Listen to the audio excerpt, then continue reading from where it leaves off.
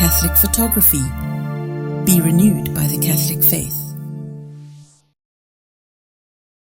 C'est un sujet important et qui peut changer vraiment plusieurs vies et aider vraiment aussi les personnes qui ont des responsabilités à mieux gérer un pays, un ministère, une direction, une famille, une entreprise, quelque chose justement qui va amener à perdurer, à prospérer, à se répandre grâce à cet enseignement. Et surtout qui va amener à construire nos destinées. Le thème de ce soir a pour titre « Construire sa destinée ». 2 points, choisis la sagesse comme Salomon. Nous sommes tous, frères et sœurs, appelés à accomplir quelque chose sur cette terre. Nous avons été créés pour un but. D'ailleurs, dans Genèse chapitre 1, les versets 26, 27, 28, où Dieu dit, faisons l'homme à notre image, il le créa, image et ressemblable. Dieu les bénit, il dit, soyez féconds. Donc Dieu donne une orientation, Dieu donne un but à l'homme. De remplir la terre, d'être fécond, de dominer, de régner. Donc nous avons été appelés, frères et sœurs, pour une destinée. Nous sommes destinés à faire quelque chose. Chacun de nous n'est pas, frères et sœurs, quelqu'un qui est en balade sur la terre. Nous venons pour accomplir quelque chose de précis. Ça s'appelle la destinée prophétique. Vous avez vu qu'aujourd'hui, nous sommes bénéficiaires de beaucoup de personnes qui ont accompli leur destinée. Par exemple, si nous avons la lumière aujourd'hui, c'est grâce à quelqu'un qui est venu pour ça. Pour justement mettre en lumière cette grâce-là de pouvoir avoir le courant, de pouvoir avoir la lumière. Certains sont venus comme pasteurs pour les vaccins. D'autres sont venus concevoir l'avion et bien d'autres choses encore. Voilà. Donc chacun de nous vient apporter quelque chose dans ce monde, dans sa famille, dans sa nation, dans le monde. Nous avons une destinée à accomplir. Nous sommes là pour quelque chose, pour un but. Comme Salomon, Dieu avait dit à David, c'est pas toi qui me construiras le temple. C'était Salomon qui allait bâtir le temple et amener la royauté dans une autre dimension. D'où chacun de nous, nous venons pour quelque chose de précis et nous portons en nous cette grâce. Et pour construire cette destinée, nous avons besoin, comme Salomon, de choisir la sagesse. Évidemment, quand je dis de choisir comme la sagesse, c'est parce que beaucoup de personnes échouent, ratent leur destinée, ratent leur vie, d'accord, et repartent dans le néant, dans la déchéance, malheureusement parce qu'ils ne choisissent pas du tout la sagesse. Lorsque Salomon prend le pouvoir, il devient roi. Évidemment, il se passe une chose extraordinaire. Il est dit qu'il va offrir des milliers d'animaux, de bœufs. Il offre en action de grâce à Dieu. Il rend grâce à Dieu parce que Dieu l'a choisi comme roi. Il succède à son père. Et il se rend compte que ce n'est même pas par le fait de son père, ce n'est même pas par le fait de lui-même, mais c'est par pure grâce qu'il est devenu roi. Parce qu'en fait, Salomon était non pas le fils légitime, parce qu'il était le fils du péché, parce que sa maman était Bethsabée. Il avait un père, d'accord, elle était mariée à Uriah le Hittite. David avait malheureusement tué Uriah le Hittite. Il avait pris son époux. Donc, Salomon naît dans un contexte de péché. Pourtant, c'est lui que Dieu fait grâce de devenir roi. Alors, Salomon se rend bien compte que, vu le contexte dans lequel il est né, s'il est roi aujourd'hui face au fils légitime de David, vraiment, c'est parce que Dieu lui a fait grâce.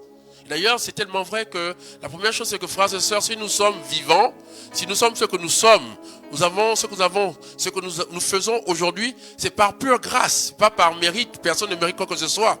Parce qu'il y a des gens autour de nous, frères et sœurs, qui sont malades, qui sont fous, qui sont morts de manière précoce. En fait, tout ce que nous sommes, c'est par pure grâce. Même quelqu'un qui pense que c'est grâce à son intelligence, c'est grâce à ses mérites, il se trompe, c'est par pure grâce. Alors, Salomon le reconnaît et donc il offre des milliers de bœufs. Et à cause de cela, parce qu'il a posé un tel acte, alors il est dit que Dieu apparaît à Salomon en songe. Et là, il se passe quelque chose d'extraordinaire. Dieu demande à Salomon de choisir qu'est-ce qu'il veut exactement. Dieu lui dit qu'il demande tout ce qu'il veut et il le lui accordera. Alors il se passe une chose extraordinaire. Salomon demande quelque chose de bizarre. La sagesse. Alors que nous pensons bien que certaines personnes auraient demandé une armée, la bombe nucléaire, etc. Pourquoi pas envoyer des missiles nucléaires, une grande armée, une grande puissance. D'autres auraient demandé de l'argent, de l'or, etc. Et puis là, bizarrement, c'est un truc, bon, c'est quoi ce truc-là? La sagesse. C'est quoi ce truc, la sagesse? Amen. Et là, tout le monde est stupéfait parce que même lorsqu'on lit le texte, nous-mêmes qui parlons là, même toi qui m'écoutes là, si Dieu te serait apparu comme ça, et te demande, mais dis-moi, qu'est-ce que tu veux? Tu veux quoi? Tout ce que tu veux, je vais te l'offrir. Ah, les gens vont commencer tout de suite. Ah, je veux une maison. Ah, je veux l'avion. Ah, je veux ceci. Ah, je veux le travail. Oh, je veux l'enfant. Je veux... Et puis, Salomon demande la sagesse. C'est quand même curieux. C'est quoi ce truc? En plus, la sagesse, c'est quoi? C'est même pas un truc que l'on voit, que l'on mange, c'est un truc. C'est quoi la sagesse? Alors que les gens ont besoin des choses concrètes, on a besoin d'une maison, des habits, on a besoin de nourriture, on a besoin de pouvoir, on a besoin de l'armée, on a besoin des avions, on a besoin, tu vois, de l'or, l'argent, etc. Et puis là, Salomon demande la sagesse. La sagesse, c'est quoi? Elle est où? C'est quoi ce truc? Alors, c'est là où il est important, avant de commencer, de pouvoir définir qu'est-ce qu'est la sagesse. Évidemment, pour plusieurs personnes, la sagesse, on va parler de discernement, de capacité à choisir entre le bien ou le mal. Certains vont parler de maturité humaine, maturité morale, psychologique. Et même au niveau traditionnel, on va dire non, la sagesse, en fait, c'est aller apprendre des vieux, aller apprendre des anciens. Voilà, le sage, c'est celui qui va prendre des anciens, c'est celui qui se fait humble, il va prendre auprès des anciens, auprès des grands-parents, c'est lui qui est sage. Et même, on dirait, le sage, d'accord, la sagesse vient avec l'âge, c'est-à-dire que plus on est vieux, plus on devient sage. Voilà un peu plus ou moins la définition qui est souvent courante, mais nous, c'est pas ça. Notre définition à nous, frères et sœurs, ce soir, que nous allons suivre, c'est que la sagesse est la crainte de Dieu. La sagesse est la crainte de Dieu. Nous le voyons, frères et sœurs, dans le psaume 111, le verset 10, qui dit « La crainte de l'Éternel est le commencement de la sagesse ». Ou encore Proverbe chapitre 9, le verset 10, « La crainte de l'Éternel est le commencement de la sagesse ». D'ailleurs, le livre de la sagesse lui-même commence au chapitre 1, dès le départ, que la sagesse commence avec la crainte de Dieu. La sagesse commence avec la crainte de Dieu. D'où ici, nous, la sagesse, c'est la crainte de Dieu. Alors évidemment, dit comme ça, on va dire, mais bon, la crainte de Dieu, c'est quoi exactement la crainte de Dieu? Alors par la crainte de Dieu aussi, là, nous allons essayer, frères et sœurs, de définir aussi qu'est-ce qu'on entend par la crainte de Dieu ici, là. Nous voulons ici, par sagesse, dire que c'est une forme de culture, d'intelligence, frères et sœurs, d'un ensemble de principes d'intelligence sur le monde spirituel. La crainte de Dieu, frères et sœurs, nous fait accéder à une forme d'intelligence, de principes spirituels. En fait, celui qui est sage a une intelligence, a une espèce de culture, d'accord, liée, si vous voulez, à toutes des choses qui sont relatives au monde spirituel. Nous savons, frères et sœurs, je vous ai toujours dit ça et je le répète encore ici, haut et fort, que notre monde, frères et sœurs, est dirigé au moins à 80% par le monde spirituel. Tout ce qui existe vient du monde spirituel. Avant de se manifester, la plante, ou encore les êtres humains, les oiseaux, tous les chaises, les bancs, tout ce qu'on a autour de nous qui est matériel est venu à l'existence à partir d'une parole qui a appelé Dieu à créer ex nihilo. Il a dit que la lumière soit. La lumière fut. D'où en fait le monde visible, matériel a l'origine dans le monde spirituel. Et d'où vous allez voir que le sage, c'est celui qui accède à l'intelligence liée à ce monde spirituel qui régit le monde, en fait.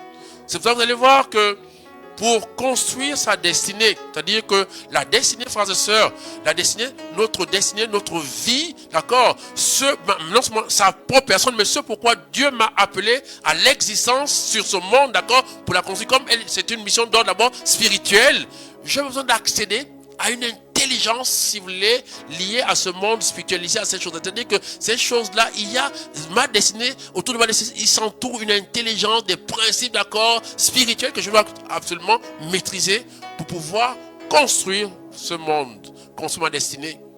Et donc, c'est ça la sagesse. C'est la crainte de Dieu. Et cette crainte de Dieu nous fait accéder à une intelligence, à une culture lié au monde, à des principes, d'accord, liés au monde spirituel, liés au monde de Dieu, liés au surnaturel, afin, frères et sœurs, de maîtriser, de bâtir, de construire le monde visible, le monde matériel.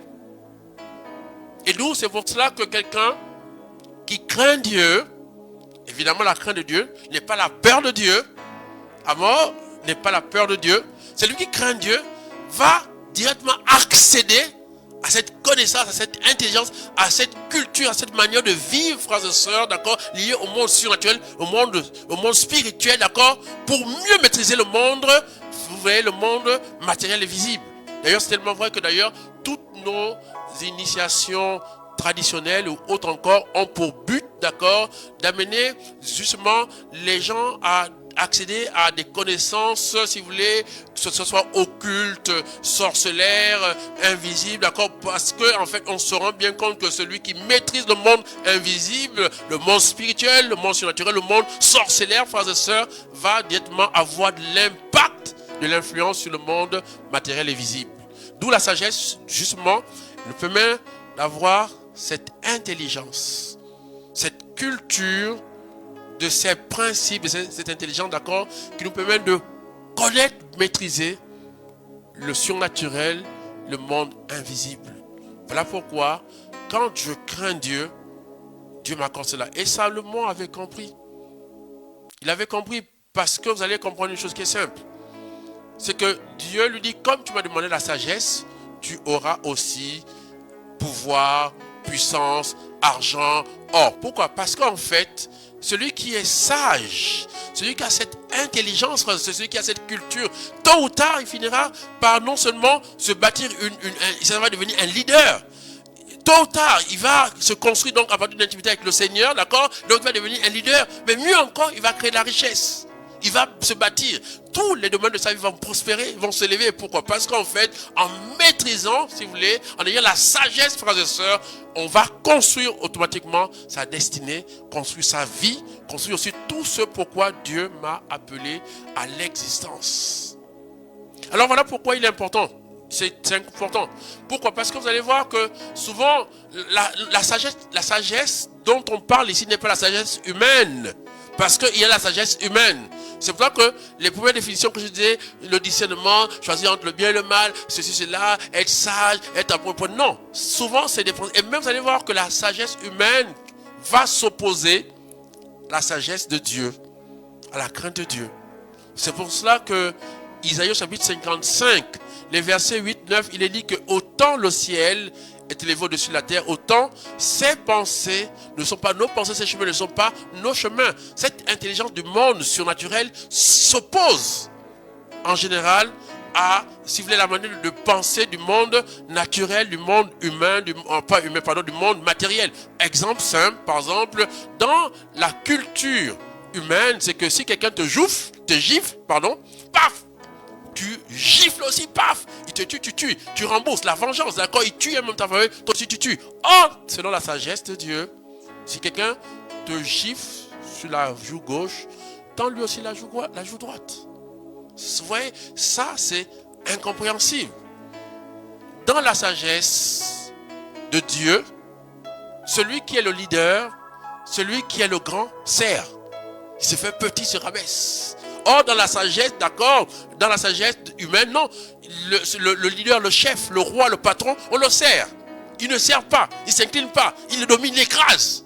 Et vous allez voir que les gens, en fait, pensent que non, en fait, construire, être un bon chef, d'accord, être un leader, d'accord, être un président, être un ministre, c'est écraser les gens. C'est s'amasser pour lui. C'est devenir orgueilleux, hautain. mépriser tout le monde, être rien qu'avec les puissants de ce monde, ne pas regarder les gens, voilà, écrasés. Et vous voyez, il y a tellement de suffisance. Vous voyez, les gens sont tellement hautains, orgueilleux. Beaucoup pensent qu'en fait, ils vont bâtir leur destinée par leur intelligence, ou par leur argent, ou par leurs relations, etc., ou par tel nom de famille. Et beaucoup, le résultat, frères et sœurs, c'est qu'ils n'ont jamais eu aucune destinée. Ça finit, frères et sœurs. C'est pour ça que vous allez voir encore récemment, l'histoire de notre pays la démontrera encore. L'orgueil des êtres humains. La prétention à penser que je viens de telle famille, j'ai de l'argent, j'ai l'armée avec moi, et penser que c'est sagesse à dire que de toute façon, tant que j'ai l'argent, tant que j'ai l'armée, tant que j'ai ceci, tant que je vais écraser, je vais les détruire. Et même il y avait les langages où on disait, tu bouges, tu dégages, d'accord, ou encore, je te bute. Vous voyez, ça c'est complètement insensé. C'est insensé.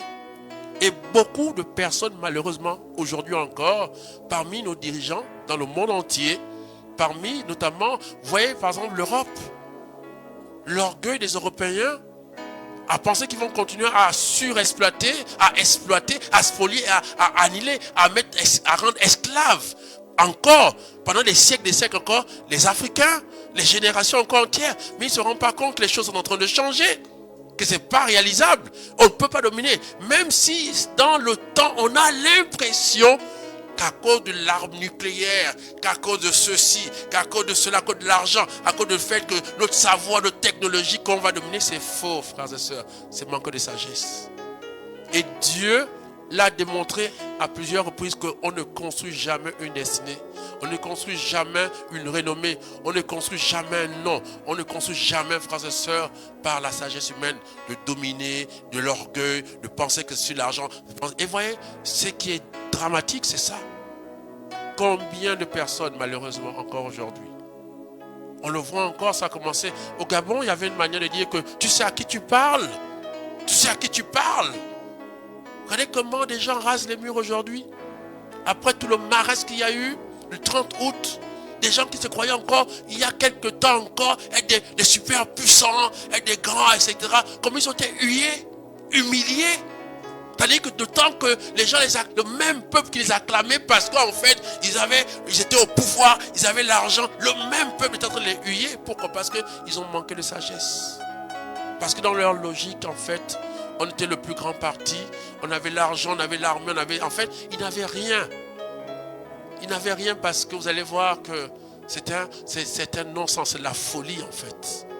Et donc vous allez voir, voilà pourquoi, c'est-à-dire que les gens n'ont pas compris, frères et sœurs, qu'on ne construit pas une destinée, une renommée par la sagesse humaine. Il faut la crainte de Dieu. Il faut la sagesse de Dieu. Il faut la connaissance de certains principes, d'une certaine intelligence spirituelle, amen, qui amène, voilà, par exemple, tel que l'humilité. Dieu s'oppose aux orgueilleux. Et comme dit 1 Samuel chapitre 2, verset 7, c'est Dieu qui abaisse, c'est Dieu qui élève, c'est Dieu qui rend riche, c'est Dieu qui rend pauvre, frères et sœurs. Ça, les gens malheureusement ne l'ont pas encore compris. Ils continuent à croire que non, quelqu'un se fait lui-même. Du moment où Dieu a élevé, voilà, vous allez voir, voilà pourquoi, vous allez voir que Salomon, dès le fait que à peine il s'est fait roi, la première chose, c'est qu'il va rendre grâce à Dieu. Parce qu'il se rend compte, comme dit Jean 15:5, sans moi, vous ne pouvez rien faire. Frères et sœurs, je m'excuse, mais détrompez-vous. Je peux vous assurer que c'est de la folie, c'est du suicide, c'est de la ruine programmée, c'est de la destruction programmée de penser que je peux construire ma vie, ma destinée, construire une nation, construire, frères et sœurs, une entreprise, construire une famille sans Dieu. C'est être malade. Et beaucoup de gens encore, vous allez voir l'orgueil qu'ils ont. En tout cas, Dieu m'a donné quoi? Ce que j'ai, c'est moi. Tu penses quoi? Regardez comment Jézabel a fini, mangé par les chiens. Regardez comment Hérode, qui se pensait être un roi puissant, il est mort en décomposition, vivant. Les asticots l'ont mangé vivant. Regardez combien de personnes, regardez frères et sœurs, regardez combien de personnes dans ce monde qui se croyaient tellement forts, tellement beaux, tellement ceci, tellement orgueilleux, remplis d'eux-mêmes, qui pensaient par la sagesse humaine que non, tu sais, dès que tu as l'argent, regardez même notre jeune frère, Didier Arafat, qui pensaient que le jour, il disait que le jour où il va m'arriver quelque chose, de toute façon, j'ai de l'argent, on va m'évacuer, on va aller me soigner en Europe. Pendant que les gens lui disaient, fais attention avec les motos, attention, tu risques de mourir. Malheureusement, quand il a fait l'accident, on n'a même pas eu le temps de l'évacuer parce qu'il est mort sur le champ. Manque de sagesse. Manque de sagesse. Manque de crainte de Dieu. Et vous voyez, c'est important. C'est pour ça que dans 1 Corinthiens chapitre 2, et verset 4, Paul dit ceci. Et ma parole et ma prédication ne reposaient pas sur les discours persuasifs de la sagesse humaine, mais sur une démonstration d'esprit et de puissance. Parce qu'il y a la sagesse, frères et sœurs. Vous voyez, Paul dit clairement que ce qui a fait qu'il a réussi son évangélisation, il a réussi sa destinée, il a réussi à bâtir autant de communautés, autant de choses, avoir un tel impact. C'est pas parce que il a basé, si vous voulez, son discours sur la sagesse humaine. Non, non, non, non. Sur la sagesse de Dieu, sur la crainte de Dieu. Et ça, c'est important.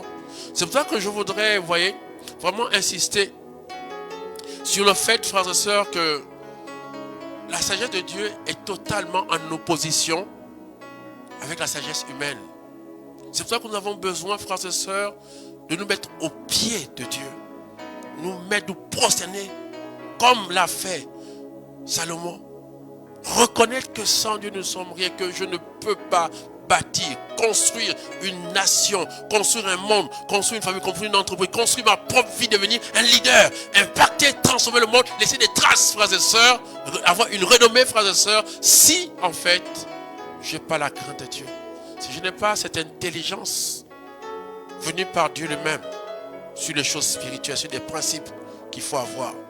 Et je voudrais lire avec vous 1 Corinthiens chapitre 1, versets 17 à 25. 1 Corinthiens chapitre 1, verset 17 à 25. Je fais la lecture pour vous.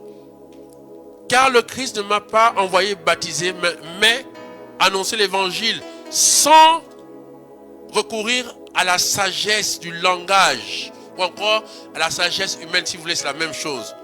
Pour que ne soit pas réduit à néant la croix du Christ. Le langage de la croix est en effet folie pour ceux qui se perdent, mais pour ceux qui se sauvent, pour nous, il est puissance de Dieu.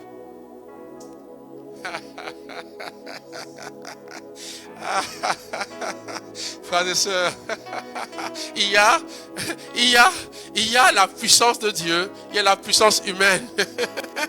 Dieu a la toute puissance.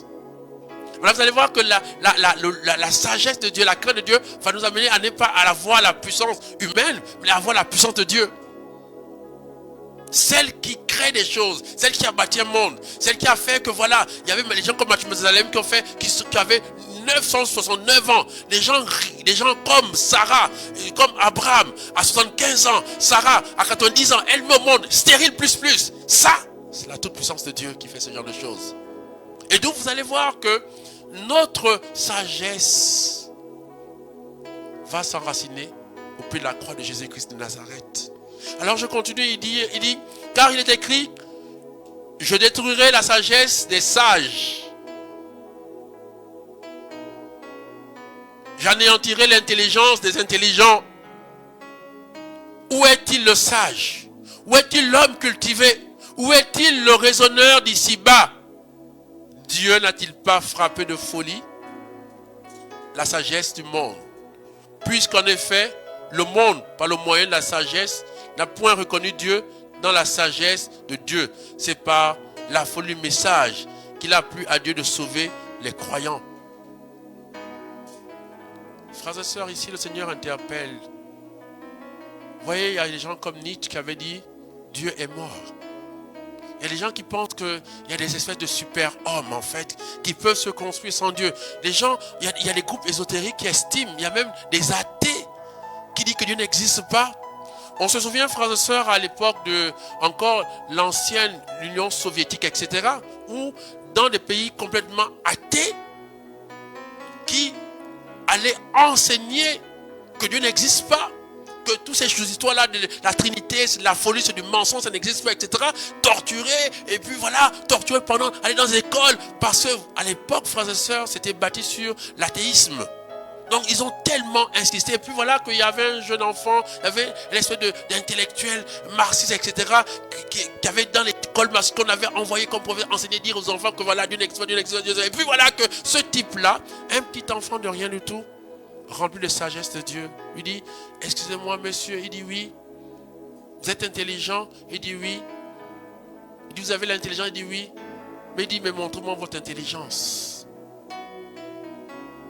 C'est pas parce qu'on ne voit pas votre intelligence que vous n'êtes pas intelligent. Alors, si c'est vrai que vous avez intelligent et qu'on ne voit pas votre intelligence, ça veut dire que Dieu aussi existe. C'est pas parce qu'on ne le voit pas qu'il n'existe pas. Un enfant de rien du tout, rempli de sagesse de Dieu, a anéanti. Quelqu'un comme Daniel, frères et sœurs, face aux deux anciens, des gens en fait dans la société de l'époque de Daniel, qui était plus considéré en fait que Suzanne, parce que Suzanne était un sous-homme. Dans la culture, frères et sœurs, la culture phallocratique de l'époque de Daniel 1, les hommes étaient plus considérés que les femmes. Mais en plus, en fait, un jeune enfant ou une femme était un sous-homme. Il n'avait pas le droit de parler face aux anciens. Et d'où ces gens, par rapport à leur âge, avaient plus d'ascendance, de pouvoir que Suzanne, et donc leur parole était plus crédible que celle de Daniel ou encore celle de Suzanne. Mais voilà que Daniel devant tout le monde, un enfant de 12 ans, 14 ans, plein de sagesse de Dieu, plein de crainte de Dieu, arrive, il dit ok d'accord, vous avez accusé, vous avez dit que Suzanne est en train de coucher avec un jeune homme. Alors il dit venez, vous allez voir. Il les prend un par un. Il leur dit alors si c'est vrai, c'était derrière quel arbre? L'autre a dit le sycomore, l'autre a dit le châtaignier. Il dit voilà, sagesse de Dieu qui confond des anciens. Sagesse de Dieu d'un enfant de 5 ans qui confond un docteur. Parce qu'il accède à des principes spirituels qui sont une puissance, une toute puissance face à toute intelligence humaine. Je vais continuer, frères et sœurs. Je vais simplement dire que les orgueilleux ont tort. Des gens aujourd'hui qui, parce que tu as l'armée avec toi, parce que tu as de l'argent avec toi, parce que tu as fait un doctorat ou l'agrégation, tu deviens tellement suffisant que tu crois que ça suffit pour bâtir ta destinée. En fait, tu es fou, tu es folle. Tu es bon pour aller à l'asile parce que tu te trompes gravement. En le pensant comme ça, tu as enclenché un processus de destruction, de ruine de ta vie et tu ne vas jamais bâtir ta destinée, jamais. Et on va t'oublier plus tard. Ton nom sera effacé. Le nom de tes enfants sera effacé. Tes petits-enfants seront une honte pour cette génération. Ils vont raser les murs à cause de ton manque de sagesse. Alors, la parole de Dieu continue dans donc 1 Corinthiens chapitre 1.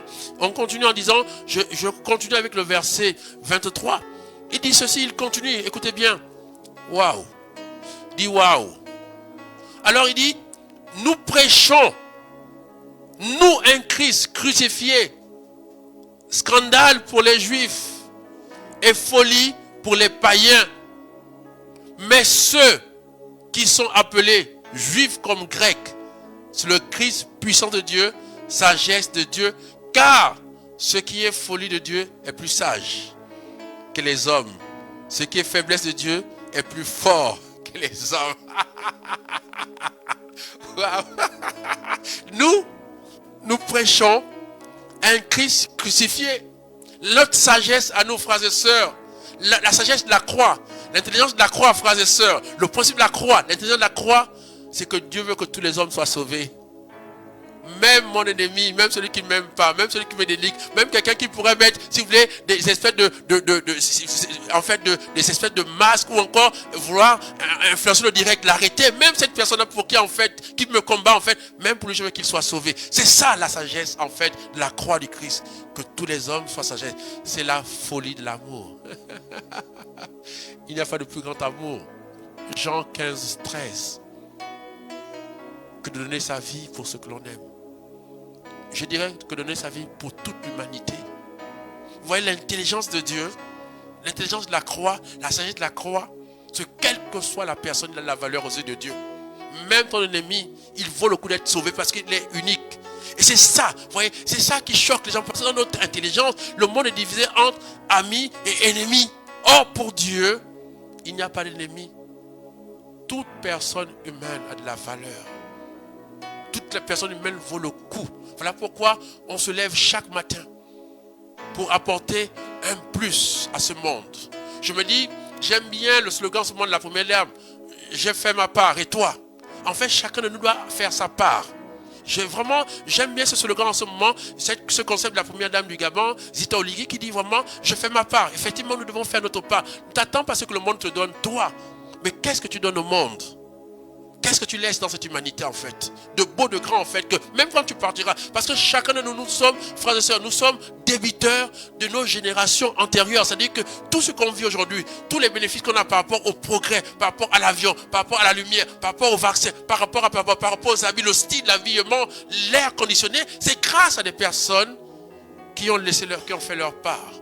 Alors toi, qu'est-ce que tu fais? Ta part, c'est quoi? Quelle est ta destinée en fait?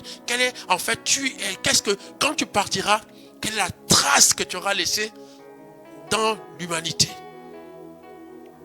On t'a donné, on te donne encore. Mais c'est quoi ta part? C'est quoi ta part, mon frère? Tu vois, la croix, c'est ça. Le but de la croix, c'est que je m'en fous. C'est-à-dire que ça soit un ennemi, quel que soit, qu'il soit rouge, vert, jaune, bleu, qu'il soit palestinien, qu'il soit juif, qu'il soit russe, qu'il soit français. Toute personne vaut la peine de vivre, d'avoir une vie meilleure, d'avoir un avenir, d'avoir l'immortalité, d'avoir l'éternité. Toute personne vaut le coup. C'est ça. Vous voyez, et c'est ça qui choque, parce que vous voyez, et c'est ça qui choque. Voilà pourquoi, vous voyez, certaines personnes estiment que non, les Africains ne méritent pas les richesses qu'ils ont en Afrique, que c'est des sous-hommes, que c'est des pauvres types, que certains ont même inventé des histoires en disant que non, c'est des descendants de Cham, c'est-à-dire ils sont maudits par Dieu, etc. Et donc, vous voyez, il y a tellement de bêtises, frères et sœurs, comme si en fait, vous voyez, non, certains même à une époque, il fallait les brûler pour savoir est-ce qu'ils avaient une âme, est-ce qu'ils avaient un cerveau, vous voyez un peu, et jusqu'aujourd'hui, certaines pensent qu'il y a trop de personnes dans l'humanité, et trop de personnes là, c'est quoi? C'est les Africains. Or, on va constater, frères et sœurs, que dans l'humanité, frères et sœurs, l'Afrique est sous-peuplée.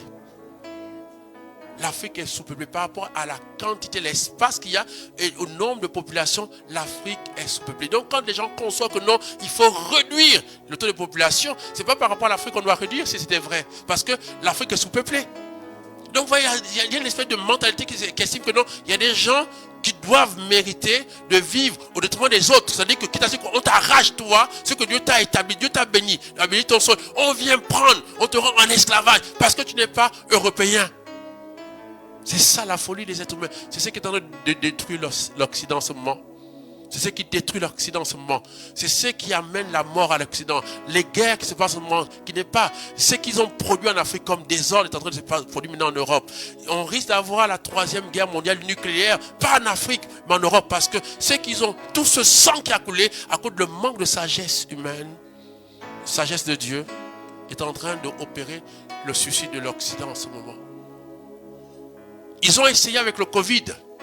Ils ont dans leur sagesse, en fait, ils ont dit non, c'est des Africains, c'est des Noirs, ils ne pourront pas tenir. Il y aura les catombes. Ils ont même déjà donné un jugement parce qu'ils estiment que eux, ils ont les meilleurs hôpitaux, ils ont les meilleurs chirurgiens, ils ont les meilleurs ceci. Mais ils avaient oublié que les Africains craignent Dieu. La crainte de Dieu est une sagesse, est une puissance. Face à la meilleure technologie, à l'avancée médicale, face à tous les hôpitaux, face à tout ce qu'ils ont comme, vous voyez les scanners, toute la technologie qu'ils ont, les Africains ont résisté. C'est-à-dire qu'il y a eu moins de morts en Afrique qu'en Europe parce que la sagesse de Dieu est plus puissante que la sagesse humaine. Et ça, vous voyez, les gens qui veulent bâtir une vie, les gens qui veulent construire une vie, frères et sœurs, les gens qui veulent réellement construire, vous voyez, ils doivent apprendre la croix du Christ. Cette chose qui choque le monde. Cette chose même pour lesquelles, voilà, on dit, pendant que les Grecs voulaient un signe, la sagesse, pardon, et que les Juifs voulaient un signe, un miracle. Mais nous proclamons un Christ crucifié. C'est-à-dire qu'un Dieu qui ne domine pas, un Dieu sur la croix, un Dieu humilié, un Dieu rabaissé, un Dieu de la kénose, un Dieu qui se donne totalement Même pour ceux qui le maudissent, même pour ceux qui l'ont mis sur la croix, il est mort aussi pour eux. Voilà la sagesse de Dieu. Que tout homme soit sauvé. C'est-à-dire que même si quelqu'un me fait du mal aujourd'hui, il m'insulte, il m'humilie, demain, je l'inviterai toujours au restaurant pour manger avec moi parce que l'amour est plus grand que la haine. Et que même lui, il vaut le coup que je transpire pour lui. Il vaut le coup que j'impacte, j'arrange ce monde pour lui. Parce que lui aussi, il est fils de Dieu. Lui aussi, il a de la valeur aux yeux de Dieu. Lui aussi, il est un être humain comme moi, quelle que soit sa couleur de peau. Voilà la sagesse de Dieu. C'est pour ça que vous allez voir, frères et sœurs. Je voulais maintenant aboutir là. Pour dire, frères et sœurs, que on ne peut pas bâtir, impossible bâtir une destinée, une vie sans la sagesse. Vous allez le voir dans Proverbe chapitre 9, le verset 1. Il est dit dans Proverbe chapitre 1, verset 1, la sagesse a bâti sa maison. La sagesse a bâti sa maison. Proverbe chapitre 1, verset 1 dit que la sagesse a bâti sa maison. Il est dit de Jésus-Christ dans Luc chapitre 2, le verset 52, dit que Jésus grandissait en sagesse. Lui qui est la sagesse. Il est Dieu. Il est la sagesse. Bon, lui qui grandit en sagesse. La sagesse grandit en sagesse. Parce que pourquoi? Parce que il est venu en s'incarnant. Jésus avait une destinée, c'est sauver l'humanité. Mais pour la sauver, il fallait qu'il bâtisse sa destinée par la sagesse. Par ses principes. Intelligence, cette intelligence spirituelle, attirée par le Saint-Esprit de Dieu. Voilà pourquoi l'Esprit le conduit au désert. Pour apprendre du Saint-Esprit. Pour apprendre la sagesse même qui est Dieu. Lui, la sagesse, grandit par la sagesse. La sagesse est en train de se construire, se bâtir, frères et sœurs. Voilà pourquoi, frères et sœurs, quand tu veux construire une destinée, construire une nation, construire une famille, avoir un projet, une entreprise, mon frère, est la crainte de Dieu. Est la crainte de Dieu. La sagesse de Dieu. C'est ça qui construit. C'est pas autre chose. C'est pas ton intelligence. C'est pas ton argent. Parce que le mystère de la croissance dépend de Dieu. C'est comme une plante, frères et sœurs. Tu peux planter maintenant. Tu peux avoir les meilleurs grains, le meilleur sol. Et puis le lendemain, il y a quelque chose. La météo change, frères et sœurs. Et puis toute la récolte est détruite. Ou encore tu sèmes, mon frère. Tu es sûr. Et puis rien ne pousse. Parce que le mystère de la croissance dépend de Dieu. C'est pour ça qu'il faut de la sagesse de Dieu. Il faut cette intelligence du surnaturel. Oh, Shanda Basendelebo. C'est pour ça que je voudrais maintenant vous montrer, aller avec comment justement des principes, cette intelligence, comment vous allez voir comment, grâce à la sagesse, comment vous allez voir comment Salomon a réussi. Je voudrais vous montrer quelques principes ou l'intelligence de Salomon. Et je voudrais m'adresser ici vraiment, j'aimerais que les présidents, les chefs d'État, les DG, tous ceux qui ont des grandes responsabilités, écoutent ce que je vais dire maintenant sur Salomon maintenant. J'aimerais que les francs-maçons m'écoutent maintenant, j'aimerais que les rosicruciens m'écoutent maintenant, j'aimerais que tous ceux qui se dirigent le monde, les sorciers m'écoutent maintenant, j'aimerais, appelez-moi les gens qui écoutent ce que je veux leur dire parce que c'est important ce que je veux dire ce soir maintenant au sujet de l'intelligence de Salomon. Puisqu'ils disent qu'ils sont, puisque les maçons et tout ça disent qu'ils ont le temple de Salomon. Alors écoutez maintenant ce que je veux dire sur Salomon. Il faut que vous écoutez parce qu'il y a un orgueil dans les groupes ésotériques. Ils se croient supérieurs aux autres. Il y a un danger, c'est-à-dire que dans les groupes ésotériques, on leur apprend à commander.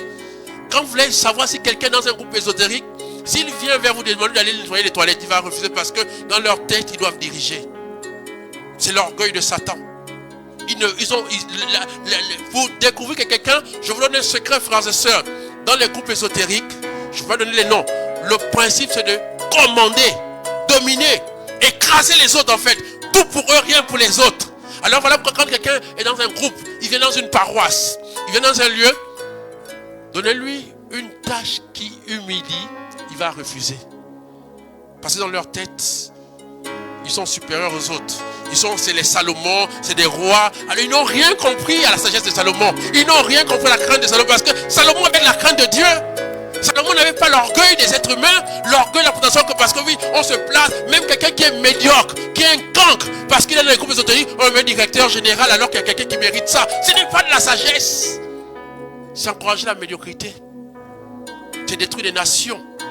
Et ça cesse parce que quand on parle de Salomon, mes frères, venez m'écouter ce soir, vous dans les groupes ésotériques, écoutez-moi bien. Quand vous dites que vous êtes les descendants de Salomon, vous avez le temple de Salomon, écoutez ce que veut dire la sagesse de Salomon. Parce qu'elle n'est pas ce que je vois dans vos vies, ce n'est pas ce que je vois, l'orgueil, votre prétention, le fait d'écraser les autres, le fait de dire que non, voilà, quelqu'un qui n'a pas, parce qu'il est fratesse, on le met à la place qu'il ne mérite pas. Beaucoup de nos nations en Afrique ont été détruites par des groupes ésotériques. Parce qu'ils n'ont pas la sagesse de Salomon. Ils prétendent être des gens des descendants de Salomon, le temple de Salomon, mais ce n'est pas le temple de Salomon. Parce que s'ils avaient le temple de Salomon, ils n'agiraient pas comme ils agissent aujourd'hui. Ils n'auraient pas détruit des pays entiers. Ça doit cesser au nom de Jésus. Et voilà pourquoi je voudrais vous donner les principes, l'intelligence de Salomon. Pour que vous compreniez bien, quand vous parlez de temple de Salomon, il faut comprendre qu'est-ce qui a construit le temple de Salomon. C'est bâti sur la sagesse, la crainte de Dieu, des principes spirituels que vous devez avoir.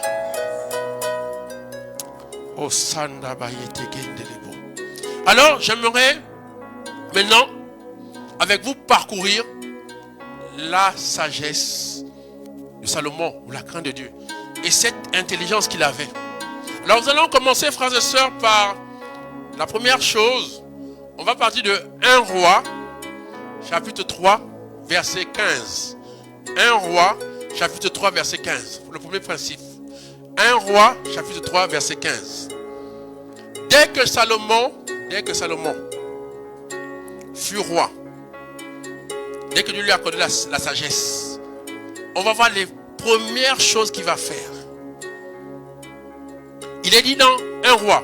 Donc, le lendemain même après que Dieu lui ait accordé la sagesse, la première chose, donc le premier principe, ou la première intelligence, ou tout c'est le fondement même de toute chose, où Salomon va poser comme acte.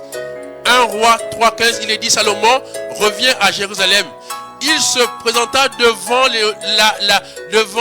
l'arche de l'alliance de l'Éternel. La présence de Dieu. La présence de Dieu. Je ne parle pas de la présence de Satan, comme ce que je vois. Parce que lorsque quelqu'un est plein d'orgueil, il est satanique.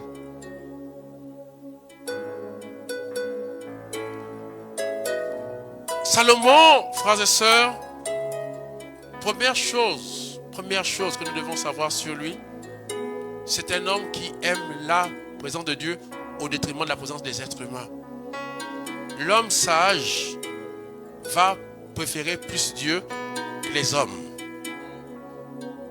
L'homme sage passera plus de temps avec Dieu qu'avec les hommes. L'homme sage appréciera la présence de Dieu. C'est pour ça qu'on dit que la sagesse commence avec la crainte de Dieu, frères et sœurs. Il y a trop de personnes qui prétendent être des croyants,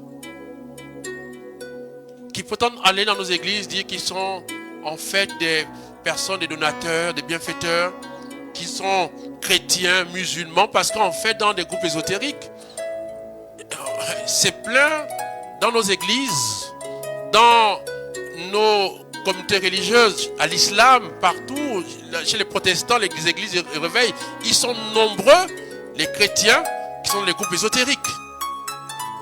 Ils se disent croyants, en fait ce n'est pas vrai du tout, parce que vous allez remarquer qu'ils n'aiment pas la présence de Dieu.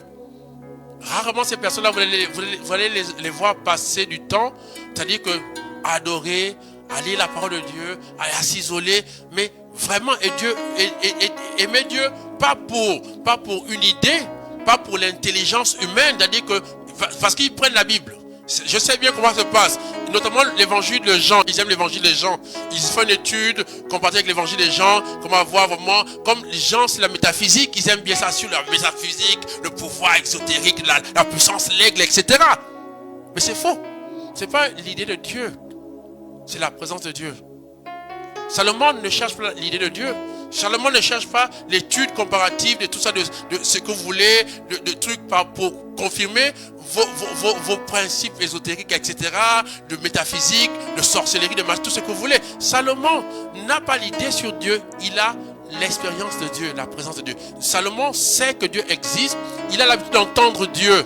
Il a l'habitude de savoir où il sait où est Dieu. Et Salomon ne cherche pas que les hommes les admirent, qui vont venir là, c'est le vice-président du conseil paroissial, c'est cela, les titres dans les églises. Non, c'est pas ça. Qui connaissent tous l'évêque, non, ou le pape, non, c'est pas ça. Salomon, frères et sœurs, il recherche la présence de Dieu. Réellement. C'est pas l'idée de Dieu. Salomon n'est pas un religieux. Salomon a fait l'expérience de Dieu. Vous voyez, c'est tellement vrai que quand on parle que Salomon a entendu Dieu lui parler, Salomon n'a pas eu une idée de Dieu. Combien de personnes aujourd'hui dans nos églises peuvent affirmer aujourd'hui qu'ils ont réellement fait une expérience de Jésus-Christ comme leur Seigneur, Sauveur personnel, qui sont réellement de nouveau? Vous allez les voir, ils vont rechercher certaines églises, la cathédrale, ou encore, vous allez voir certaines églises où on chante le latin, parce que dans les groupes ésotériques, on aime bien les langues anciennes, le latin, les choses comme ça.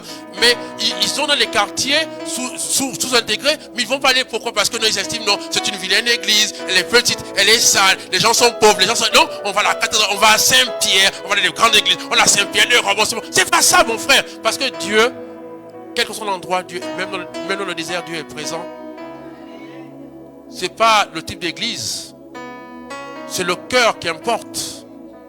C'est pas parce que on va prier à la cathédrale, on va prier à Notre-Dame là-bas où on fait le latin, où vous voulez, ou telle paroisse, etc., que Dieu est là-bas. Non, Dieu est partout. Même dans une paroisse pauvre, simple, modeste, d'accord, Dieu est présent, Dieu est partout.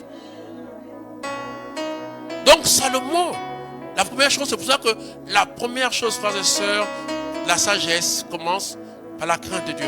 La crainte de Dieu suppose la présence réelle de Dieu, pas l'idée de Dieu, pas la religion, pas le faire semblant, pas le titre, pas le fait que je connais le curé, pas le fait que je suis le meilleur bienfaiteur de l'église. Oui, ça c'est vrai qu'il faut reconnaître que beaucoup de nos églises, il y a beaucoup de groupes ésotériques là-dedans, des gens qui sont infiltrés là-dedans, là, qui donnent, ça c'est vrai. Mais frères et sœurs, la parole déclare que l'obéissance à Dieu, à la parole, vaut mieux que tous les sacrifices. Tout l'argent que tu as donné à l'église, tu étais le bienfaiteur principal. À Dieu la gloire. Soyons reconnaissants. Mais ce n'est pas ce qui importe. C'est l'obéissance à Dieu qui importe. C'est la crainte de Dieu qui importe. C'est l'humilité qui importe. C'est se faire petit, tu n'es pas plus important que les autres. Oh, Shanda Basoto. Vous voyez, il y a trop d'orgueilleux. Ce qui me choque, notamment dans cette nation du Gabon, et même peut-être ailleurs, dès que quelqu'un a une petite réussite, une petite nomination, un petit DG, petit ministre, petit ceci, il devient orgueilleux. Orgueilleux de quoi? Tu es rien, mon frère. Poussière tu es, et tu retourneras la poussière. Genèse chapitre 3, verset 19. Poussière tu es et tu retourneras la poussière. Tu n'es pas plus homme que les autres. Si tu as de l'argent aujourd'hui, si tu as un poste, c'est grâce à Dieu. C'est grâce à Dieu, mon frère. C'est grâce à Dieu. Alors arrête. Celui grâce auquel tu te lèves tous les matins. Tu vois, celui pour qui tu respires, celui pour qui tu marches encore. Tu vois, c'est parce que tu as fait la grâce. Si quelqu'un meurt avant, c'est pas que la personne a démérité par rapport à toi, mais parce que Dieu t'a fait grâce d'être encore vivant ce matin. Alors apprends l'humilité, apprends à rechercher la face de Dieu. Le psaume 62 dit, comme un cerf altéré, cherche l'eau vive. Ainsi, mon âme te cherche toi, l'Éternel. Ayez la soif de Dieu. Et non pas la soif des titres. Ayez la soif de Dieu. Allez dans les églises pour chercher Dieu. Non pas infiltrer, dominer. Voilà, non. Vous donnez les cadeaux, l'argent. Non. Recherchez la face de l'Éternel. Ça, c'est le premier principe, j'insiste sur ça. Il faut que les gens arrêtent avec cette prétention, dès que voilà, il faut voir combien de personnes, je peux vous dire, combien de gens que je connais dans cette nation, même hors de cette nation, des personnes orgueilleuses à la télévision, et puis qui ne dorment pas la nuit, qui ont des problèmes, ils viennent voir, comme Nicodème, ou qui venaient voir Jésus la nuit notamment. Pourquoi? Parce qu'en fait, ils savent qu'ils ne sont rien. La veille de leur mort, ils appellent les prêtres. Tous ces gens-là, la veille de leur mort, ils appellent les prêtres au chevet de leur mort parce qu'ils ont peur de mourir. Parce qu'ils ont conscience que là, si Dieu ne fait pas miséricorde, c'est fini pour eux. Et pas seulement pour eux, mais même aussi pour leurs enfants et leurs petits-enfants. La crainte de Dieu. Tu m'écoutes, non, toi qui es là, écoute. Je t'invite à avoir la crainte de Dieu. Je t'invite, mon frère, oublie-toi. Moins de toi-même, plus de Dieu dans ta vie. Et tu verras, ta vie changera en qualité et en quantité.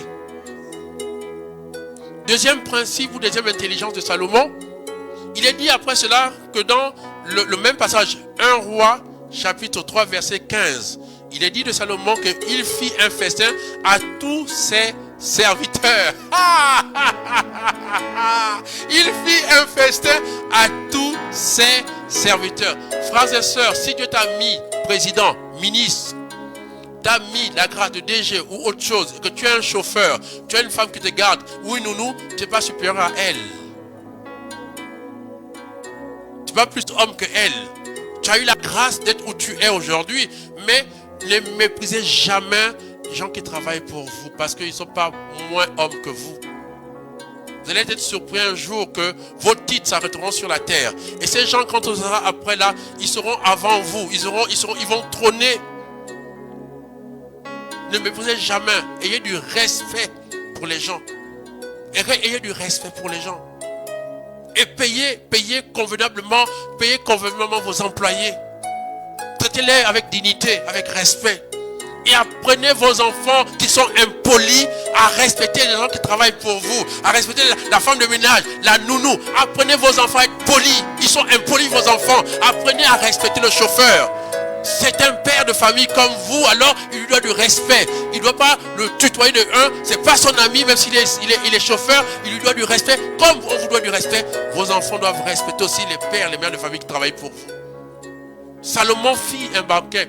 Et vous voyez, j'aimerais dire à vous qui écoutez-moi là, vous savez, ta vie est entre la main de celle qui te fait à manger. Si elle veut mettre du poison dans ta nourriture, ta sécurité la nuit est faite grâce aux gardiens. D'ailleurs, c'est tellement vrai qu'en Afrique du Sud, il n'y a pas de gardiens parce que la grande majorité des coups, des vols, des braquages qui se font, c'est avec la complicité des gardiens. Si ton gardien te veut du mal, il peut collaborer avec l'ennemi. Alors apprenez, Salomon, et de temps en temps, quelquefois, quand vous devez le faire, apprenez à honorer et payer convenablement vos employés. Quand ils vous voient voyager tout le temps, ils voient l'argent que vous dépensez pour des bijoux, pour des choses futiles. Vous voyez, vous avez 10 millions par mois. Vous payez quelqu'un, vous avez une grosse voiture, vous le payez à 150 000. Est-ce que c'est juste? Si tu as 10 millions par mois, ça te coûte quoi? Si tu prends même 300 000 francs, tu payes, ou 400 000 francs, une nounou, ou un gardien, ça changera quoi à ta vie? Au contraire, tu ne vas pas, tu dormiras mieux. Ça, il te restera encore 10 millions 600. Ou même si tu payes 500 000, pourquoi pas? Pourquoi un nounou ou un chauffeur? Vous voyez, allez-y voir en Europe, les gens qui ont des métiers comme les nounous, comme les chauffeurs, aujourd'hui on les paye très cher parce que c'est des métiers nobles. Il n'est pas un sous-homme. Et d'ailleurs, c'est tellement vrai que, écoute, il faut bien qu'il y ait bien quelqu'un qui fasse du pain. Il faut bien quelqu'un qui te repasse le linge. Il faut bien quelqu'un qui te conduise. Il faut bien quelqu'un, écoute, qui arrive quand tu as un problème technique, l'ampoule, qui arrange ceci. Il faut bien quelqu'un. C'est simplement des rôles qu'ils jouent, mais ils ne sont pas sous-hommes par rapport à toi. Et vous voyez, Dieu ne fait pas des suiveurs. Dieu fait des leaders. Un leader est appelé à faire aussi des leaders comme lui. C'est-à-dire qu'à travers ta vie, tu vas associer d'autres leaders. C'est pour ça que je suis contre les influenceurs aujourd'hui. Parce que les influenceurs font des suiveurs, des maboules, des médiocres. Un vrai leader fait des leaders. C'est-à-dire que tu vois, vous voyez par exemple moi, à chaque fois que je vais quelque part, j'appelle mes employés. De temps en temps, ils mangent, non seulement ils mangent avec moi, mais à chaque fois je demande, mais écoute, c'est vrai que tu es gardien aujourd'hui, c'est vrai que tu es CC aujourd'hui, mais si tu n'as pas l'ambition, qu'au-delà de ce que tu fais chez moi, pourquoi tu n'ouvrirais pas un business? Et souvent, je prends de l'argent, que je lui dis, écoute, prends telle somme, commence à faire quelque chose. Elle, de l'ambition, sois ambitieux. Tu n'es peut-être pas destiné simplement à être nounou ou gardien ou faire le misère, sois ambitieuse. Parce que même ces gens autour de nous là, si tu es un vrai homme, l'idéal serait que quelqu'un qui a commencé chez toi à préparer, à partir de toi, elle ouvre 3-4 magasins. Un gardien après toi là, il ouvre des choses, il commence à faire, il voyage, il va en Europe, il est parti chez toi, mais il s'est transformé. Et tu prends d'autres. Et toi, à chaque fois qu'on vient chez toi, quelqu'un sort de là, pas comme nounou, pas comme femme de ménage, pas comme gardien, mais grâce à toi, il s'est transformé. Et ça, ce sera le même monde meilleur. À partir de toi, on se souviendra de toi et même tes enfants seront bénis, tu vois. C'est ça l'enjeu aujourd'hui. On maintient des gens pendant 20 ans à notre service. Ils restent au même niveau, avec le même salaire, aussi une vie minable. On est content de les jeter des miettes, de les mépriser, de voir que fallait, ouais, on était avec des enfants à Dubaï, on était des enfants en Chine. Est-ce que vous savez le complexe que vous tissez dans ces genres de personnes? Est-ce que vous savez les souffrances qu'ils vivent? Quelquefois, quand vous voyez, vous gaspillez pour des bêtises comme ça là. L'enfant, pour le chien, vous dépensez 200 000, 400 000 pour la nourriture. Or, lui, quelquefois, il a besoin juste de 10 000 francs. Puis le médicament de son enfant qui est malade, il vous dit non, il n'y a pas l'argent. Alors qu'il vient de voir, vous venez de sortir 400 000 pour les croquettes du chien. Mon frère, ma soeur, est-ce que tu comprends ça? C'est un manque de sagesse. Respecter les êtres humains. Le but de nos vies, frères et sœurs, d'être des leaders.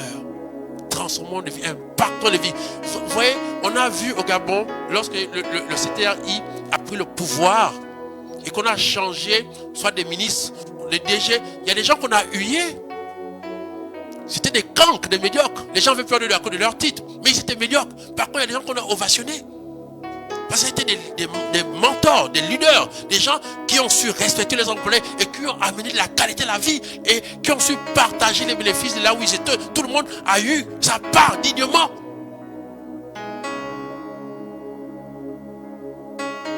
C'est pas à cause du titre que tu seras respecté, mais c'est à cause de tes œuvres qu'on va te respecter.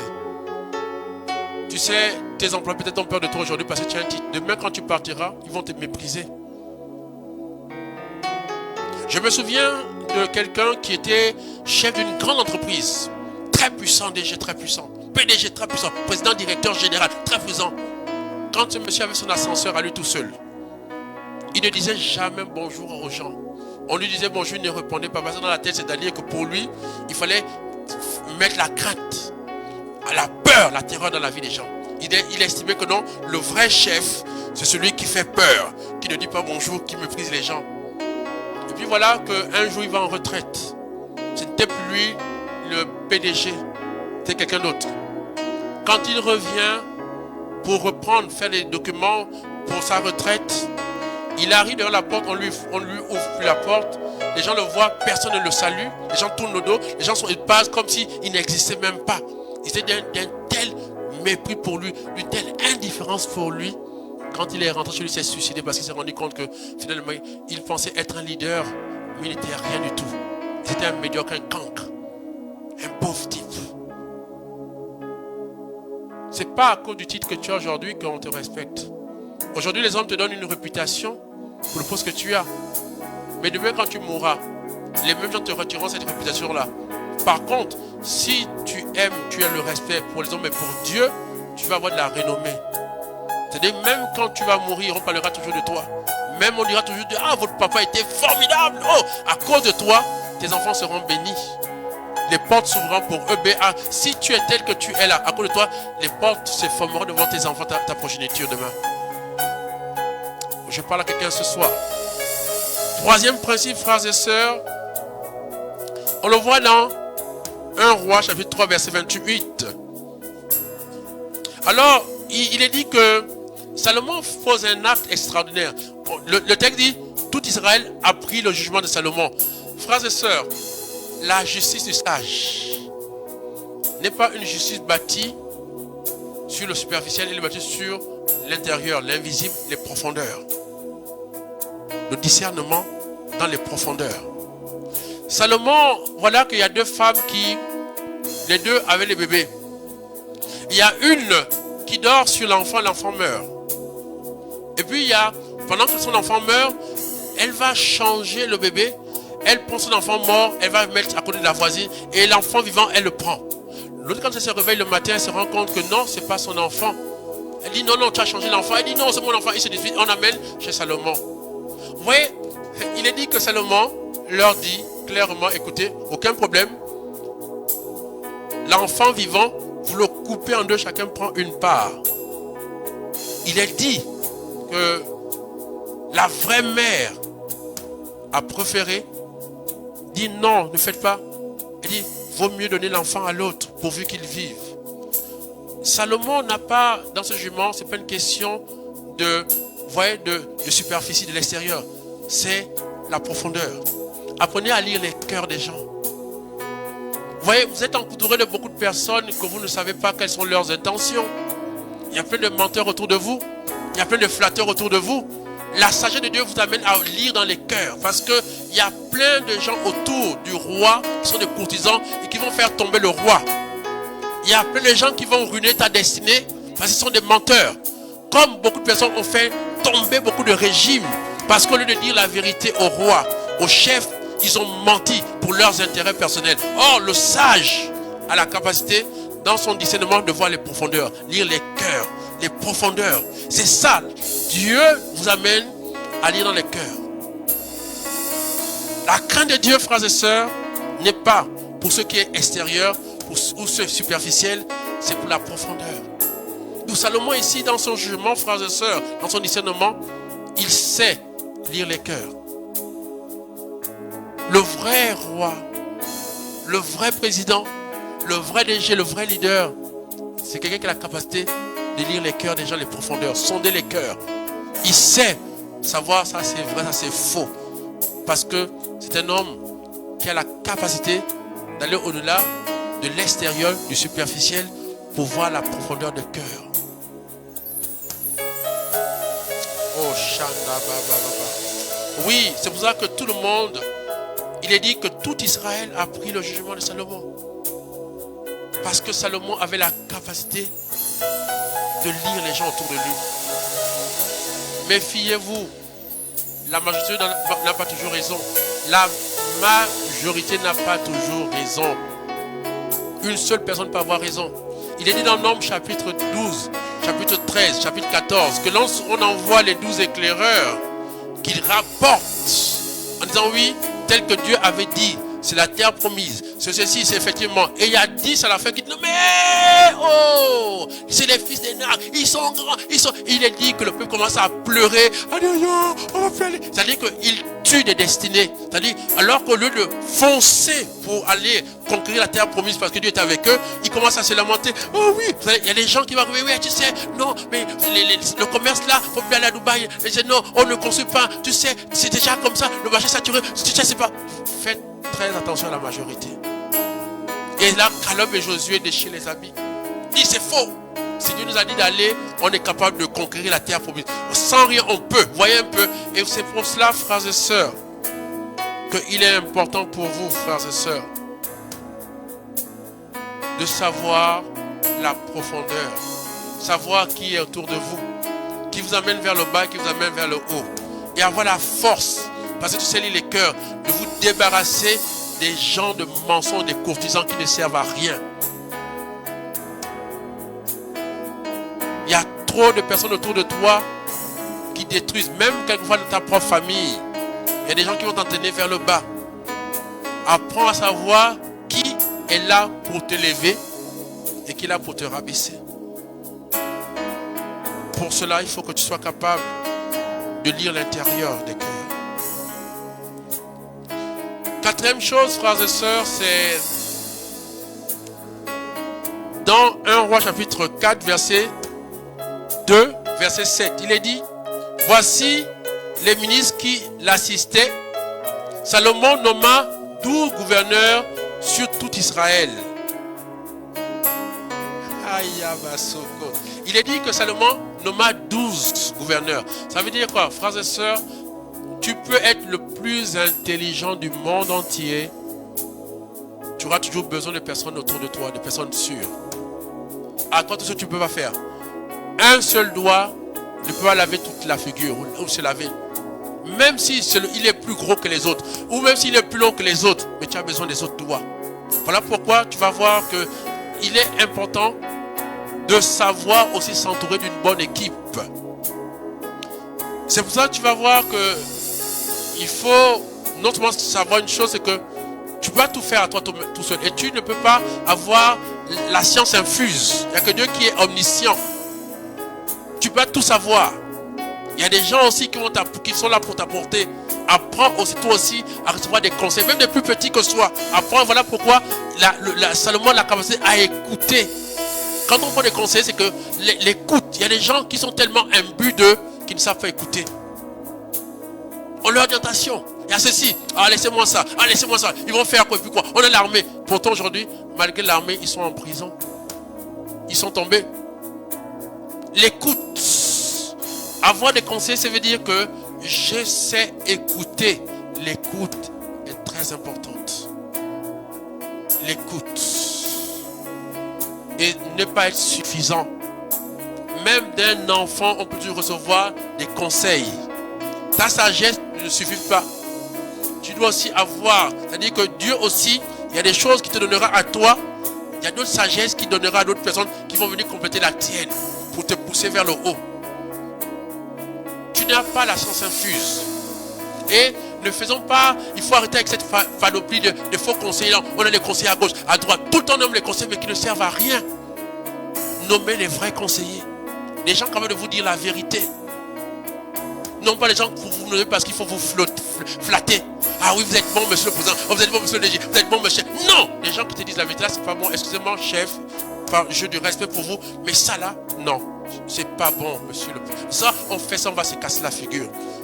Il faut apprendre à accepter aussi les gens qui vous disent, ça fait mal, certes, mais c'est des gens qui vous diront la vérité, vont vous faire réussir. Les gens qui vous diront le mensonge vont vous faire chuter.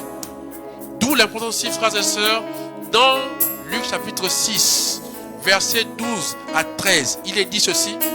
Jésus passa toute la nuit à prier de son Père. Le lendemain, il se choisit ses disciples.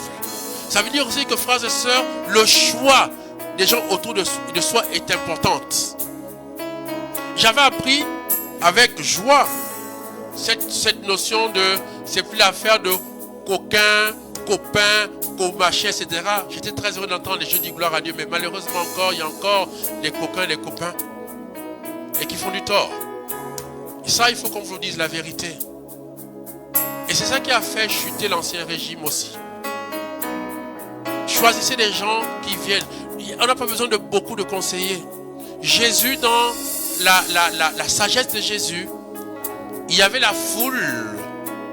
Ensuite, il y a les 72 disciples. Dans les 72, Jésus choisit encore 12. Et même dans les 12, il y a un niveau de connaissance. Il prend 3. Pierre, Jacques et Jean qui l'amènent sur la montagne. Parce que même là, il y a même encore un autre niveau d'intimité. Il prend Jean. On n'a pas besoin d'avoir une pléthore de conseillers. On a besoin d'avoir des gens remplis de la sagesse de Dieu et qui vous disent la vérité. Des gens qui sont établis, choisis par Dieu lui-même. Jésus dit dans Jean 17, dit, Père, ce que tu m'as donné, il y a des gens qui sont destinés pour nous amener vers le haut. Il faut les choisir. Et pour les choisir, il faut apprendre avant chaque décision. Comme Jésus-Christ, Luc 6, 12, il passe toute la nuit, il dit, Papa, je te supplie, oh Papa, donne-moi le discernement, donne-moi la sagesse. Dis-moi, Papa, est-ce que c'est toi? Pose la question, Seigneur, est-ce toi qui veux que je prends Freddy? Est-ce toi qui veux que je prends Jacqueline? Est-ce toi qui veux que je prends Andy? Est-ce toi qui veux est-ce que c'est toi qui veux que je fasse avec Fanny? Est-ce que Seigneur, est-ce toi, Seigneur? Est-ce que tu veux que je fasse telle chose? Seigneur, si c'est toi, montre-moi, Seigneur, enseigne-moi, montre-moi. Dieu te montrera des signes et il t'enverra des gens qualifiés pour ta destinée. Ne jamais choisir en fonction des sentiments, en fonction des amitiés à gauche. Non, il faut choisir en fonction de ce que Dieu lui-même a établi comme personne. Et ce n'est pas une question de pléthore, de vouloir faire plaisir à qui il faut seulement nommer. Non, c'est une question, frères et sœurs, des gens établis d'avance par Dieu pour vous accompagner vers votre destinée. Je voudrais terminer avec une dernière chose. C'est peut-être le plus bel enseignement, mais qui est un peu dramatique. C'est la fin de Salomon. Salomon, le roi sage, finira dans la déchéance. Salomon, le roi sage, même lui finira dans la déchéance. Il est dit que Salomon va très très très mal finir. Parce que malheureusement, Salomon, à la fin de sa vie, à cause de ses nombreuses concubines, je parle à quelqu'un ce soir. Il y a des gens qui malheureusement qui ont eu des destinées écourtées à cause de nombreuses concubines. Je parle à tout dirigeant ici, là. Il y a des Jézabel, il y a des Hérodiades qui vont arriver en masse pour vous faire tomber. Salomon finit parce que le diable, Satan, s'est arrangé à envoyer des prophétesses de Baal. Je dis à quelqu'un qui a des responsabilités, je vous parle au nom du Seigneur. Il y a des prophétesses de Baal autour de vous. Elles sont là pour vous détruire, pour vous ruiner. Vous avez une femme adorable, formidable. Écoutez votre épouse. Méfiez-vous des prophétesses de Baal. Votre femme, elle est comme elle est, mais c'est elle que Dieu a choisi. Vous allez voir que Abraham avait couché avec Agar. Non seulement parce qu'il a regardé depuis longtemps, elle était plus jeune que Sarah. Elle avait des seins debout, elle avait des belles formes. Elle était magnifique. Sarah était fatiguée, âgée, vieille déjà. Agar était jeune. Elle avait autour de 28 ans par là. Et Abraham depuis voulait coucher avec elle. Sarah va donner pour Abraham. Ils vont faire Ismaël. Mais n'empêche que lorsque Sarah va dire Abraham, enlève-moi cet enfant-là, quitte-le. Il a écouté son épouse. Apprenez à écouter votre épouse. La ruine de Salomon vient à cause des prophétesses de Baal qui l'ont fait sortir de la présence de Dieu. Et lorsque Salomon n'était plus dans la présence de Dieu, la sagesse l'a quitté. Parce que la sagesse n'est pas un acquis. La sagesse, c'est quelque chose qui continue à se développer chaque jour, au contact de Dieu, au contact de sa parole. Elle se nourrit dans la parole de Dieu. La source de la sagesse, c'est la parole de Dieu. Nous, on a besoin chaque fois. Et pour l'avoir, il faut chaque fois être dans la présence de Dieu. Quand on sort de la présence de Dieu, alors aussi la sagesse nous quitte. Salomon n'a pas fini sage. Il a fini insensé et ruiné, détruit. Complètement. Parce que les prophètes de Baal l'ont amené à sortir de la présence de Dieu. Je peux vous dire, frères et sœurs, plus que hier, il y a trop des Hérodiades, des Jézabel, qui sont là pour détruire, envoyés par Satan, pour ruiner des grandes destinées, comme des esclaves, je l'avais dit la dernière fois. Et vous allez voir que c'est le but de ces personnes, c'est de nous retirer de la présence de Dieu. Et qui nous retire de la présence de Dieu, alors nous enlève de la sagesse, parce que la sagesse n'est pas un acquis. Elle se perpétue, elle se développe. À chaque fois, la sagesse n'est jamais un acquis. Il faut toujours la développer, il faut toujours, mais avec, au contact de la parole de Dieu, être toujours dans la présence de Dieu, tu vois, avoir la capacité d'écouter Dieu. Or, Salomon n'écoutait plus Dieu à cause des Baal. C'est pour ça que Josué chapitre 1 verset 8 dit que cette parole soit toujours sur tes lèvres. Médite-la jour et nuit afin de veiller à agir suivant tout ce qui est écrit. C'est alors que tu seras heureux dans tes entreprises et réussiras. Et réussiras. Qu'elle ne quitte jamais de tes lèvres. Médite-la jour et nuit. C'est-à-dire que voilà pourquoi Jean 15, 5 dit que sans moi vous ne pouvez rien faire.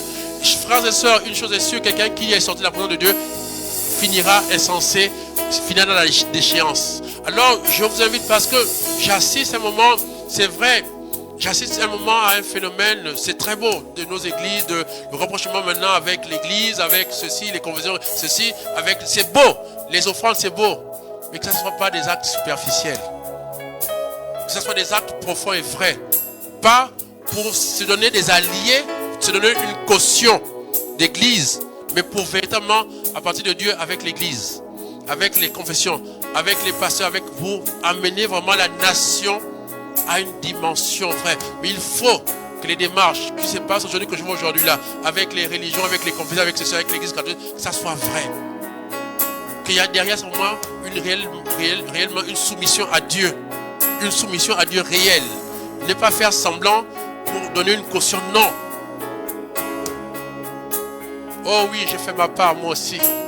Ce soir, je fais ma part pour toi, oui, qui m'écoute ce soir. Et je sais qu'on m'écoute ce soir parce que j'ai dit j'allais vous parler sincèrement. Et quand je vous parle, je me parle à moi-même aussi parce que c'est très important, frères et sœurs. On ne trompe pas Dieu. On ne se sert pas des religions, des prêtres, ou des évêques, ou du pape, ou je ne sais pas trop quoi, ou des pasteurs. Non. Il faut que nos démarches aujourd'hui là, ce rapprochement entre les églises et tout le reste là, soit des démarches vraies, qu'à la base, un vrai chef, quel qu'il soit, quel que soit le titre qu'il a, qu'il soit roi, empereur, président, qu'il soit ministre, soumission à Dieu. Que nos prières que nous voyons aujourd'hui soient des prières qui viennent du cœur. C'est le temps du carême. On dit déchirez votre cœur, non pas vos lèvres. Déchirez pas vos habits, mais vos cœurs. Voilà la vraie sagesse de Salomon. Voilà la vraie sagesse de Salomon. Voilà la vraie sagesse de Salomon. Je prie que elle soit ton partage au nom de Jésus. Oh Shadaba, nous allons prier. Et conduis-moi dans la vérité tout entière. Que les paroles qui sortent de ma bouche me soient inspirées par toi. Saint-Esprit, sois mon ami fidèle. Oh, Saint-Esprit, sois mon ami. Sois mon ami fidèle. Saint-Esprit, sois mon ami, sois mon ami fidèle. Oui, Saint-Esprit, oh, Saint-Esprit, sois mon ami fidèle. Saint-Esprit de Dieu, je prie vraiment que tu remplisses le monde entier. Je prie, Saint-Esprit de Dieu, que tu remplisses maintenant, Esprit Saint, chaque coin-recoin de ma nation, le Gabon. Que tu ailles partout à la présidence de la République, au Sénat, à l'Assemblée nationale. Tu ailles dans chaque administration. Que tu visites les maisons. Que je prie que là où ils sont, les dirigeants maintenant, quel que soit le type de dirigeant, qui a du pouvoir de décision dans cette nation, donne-lui, Esprit Saint, la sagesse qui vient de Dieu, non pas celle humaine. Je prie, Esprit Saint, que toute personne qui m'écoute maintenant, cet esprit, afin qu'ils bâtissent des vraies destinées, qu'ils bâtissent des vraies vies de qualité, d'excellence, d'impact. Oh, je prie, Esprit Saint, que tu visites véritablement chaque personne qui m'écoute, celles qui m'écouteront après encore, Esprit Saint. Oh, je prie, Esprit Saint, que c'est un suffisant d'humilité pour accepter ce que je viens de dire ce soir. Même si c'est dur, mais c'est telle est la vérité. Telle est pour leur bien, afin que par la sagesse de Dieu, non pas par l'orgueil, par la suffisance, par le mépris, ils rentrent dans la déchéance. Je prie pour un Gabon nouveau, un Gabon réellement bâti comme Dubaï, sur la crainte de Dieu, sur la crainte de Dieu. Oh, je prie, cet Esprit de Dieu, que réellement, dans le fond de leur cœur, que nous ayons des dirigeants soumis au Seigneur, à sa parole.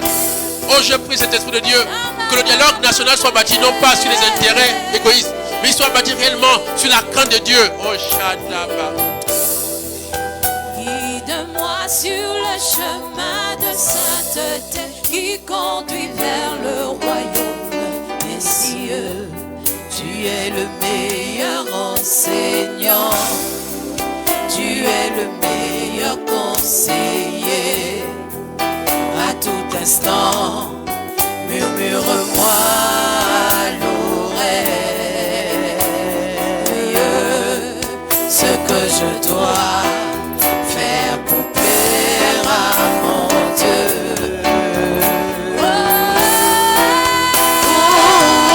Oh, Saint-Esprit, sois mon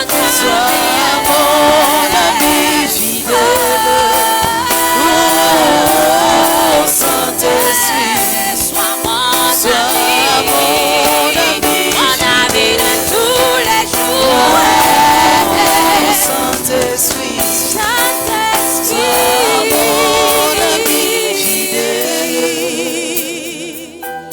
Saint-Esprit de Dieu, je prie que le surnaturel soit désormais la nature de nos dirigeants. Je prie qu'il y ait un peuple qui se repent. Je prie qu'il y ait un peuple qui ait la crainte de Dieu. Je prie qu'il y ait un peuple aussi sage, un peuple mature, un peuple qui a véritablement la crainte de Dieu aussi. Oh, je prie, Esprit Saint, que les orgueilleux se dépouillent de leur orgueil, copient la croix de Jésus. Ce scandale qui est pour les Juifs, cette folie qui est pour les Grecs, que ce soit leur partage, c'est-à-dire vraiment un service vraiment pour les hommes. La crainte de Dieu nous amène à servir nos frères, à désirer réellement, au détriment de nos propres intérêts, pour le bien de cette nation, pour le bien de ses frères et sœurs. Qu'il y ait des gens capables de se sacrifier, de payer le prix, de renoncer à leurs intérêts. Je prie, Saint-Esprit de Dieu, que tu déjoues les projets de ténèbres qui veulent envahir ce dialogue national. Que tu déjoues les mensonges. Que s'il y a des choses qui ont été faites dans le noir, Esprit Saint, brise-le par ta sagesse. Brise-le, Esprit Saint, en touchant les cœurs. Que s'il y a déjà des choses qui ont été faites dans le noir, ces ténèbres, Esprit Saint. Saint-Esprit, que le dialogue national surprenne les gens, Esprit Saint. Je prie, Saint-Esprit de Dieu, que tu viennes remplir ce lieu où il y aura le dialogue national. Que tu déjoues les projets des ténèbres. Que tu confondes les gens. Oh Saint-Esprit, je prie. Et Chandebo, René, Yamasson, Télébo, glorifie le nom de Jésus en témoignant de sa présence. Dans mes faits, dans mes gestes, dans mes regards, tout rempli d'amour. Saint-Esprit, Saint-Esprit, sois mon ami, sois mon ami fidèle. Oh, Saint-Esprit, sois mon ami fidèle. Oh, Saint-Esprit, sois mon ami fidèle.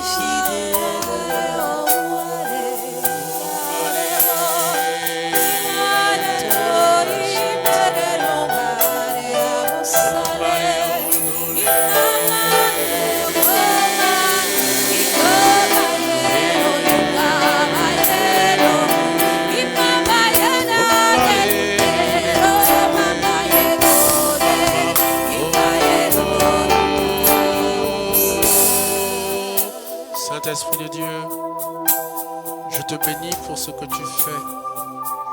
Saint-Esprit, je te prie de visiter maintenant tous les lieux de décision. Je prie, Esprit Saint, que lorsqu'il y aura le dialogue national, tu supprennes tout le monde. Que tu mettes la vérité, Esprit Saint. Que tu annules déjà les calculs qui ont été faits. Les projets de ténèbres, Esprit Saint. Que tu supprennes tout le monde, Esprit Saint. Seigneur, que là-bas sorte seul le Gabon, qu'il soit victorieux. Que seule la nation gabonaise soit victorieuse. Je prie, Esprit Saint, maintenant aussi pour des personnes, Seigneur, Esprit Saint, qui avaient des problèmes pour leur destinée. Viens leur redonner, Esprit Saint, la sagesse, c'est-à-dire l'intelligence, les principes, Esprit Saint, pour qu'ils puissent réellement se construire en qualité et en quantité, Esprit Saint. Je prie, Saint-Esprit de Dieu, que tu viennes enlever les découragements. Tu viens renforcer la conviction de chacun qu'il est un leader, qu'il est un homme d'impact, que quelles que soient les conditions, il va réussir au nom de Jésus. Il va réussir au nom de Jésus, Esprit Saint. Seigneur, Esprit Saint, je prie, quelle que soit la personne qui m'écoute maintenant, oh, qu'il rentre dans sa destinée, oh, qu'il soit rempli de force, de puissance, de toute puissance. Oh, Saint-Esprit, je prie au nom de Jésus. Visite cette personne qui m'écoute. Enlève les découragements, enlève les faux raisonnements humains, enlève les doutes, Esprit Saint. Je prie, Esprit Saint, que tu viennes lui accorder la force d'en haut donnée par la sagesse. Saint-Esprit, fais voir cette personne tel que Dieu le voit, tel que Dieu la voit, non pas comme il se voit lui-même. Oh Saint-Esprit, enlève les défauts, enlève comment il se voit petit. Fais voir en lui que Dieu l'a mis des capacités, des qualités, du potentiel potentiel qu'il doit réussir au nom de Jésus.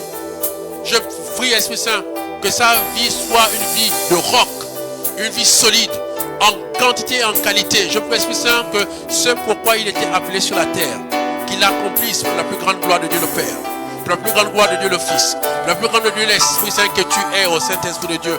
Je prie que ce soir, il y ait des basculements de vie.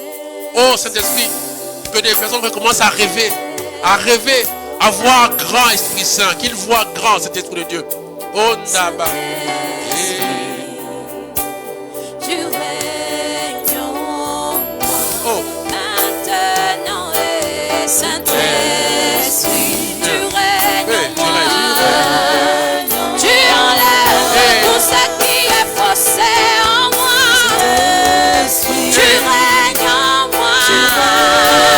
Tu enlèves tout ce qui était faussé en moi.